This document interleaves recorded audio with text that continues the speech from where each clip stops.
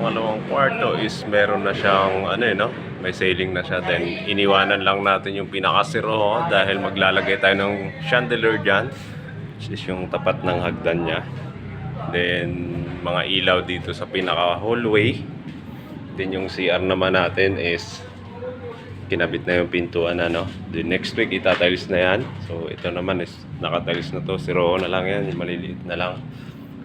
Then yung pinaka front naman natin yung inislaban is agad na yung asinta doon sa kabila no. Then dito naman is tutuloy natin bukas yan. Then yung mga CR, yung CR nga pala doon is may mga PPR na, kumbaga inabang na lahat.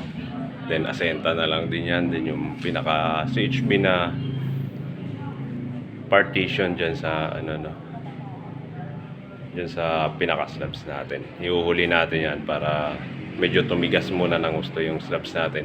Yung sa gilid-gilid naman is may asintan naman po yan mula baba, hindi po nakahang yung biga na yan ano, kaya okay lang po yan. So inasikaso na rin po natin yung laundry mga idol ano. Then nag-asinta tayo sa ikot header, then nagpalitada tayo bandang alas 3.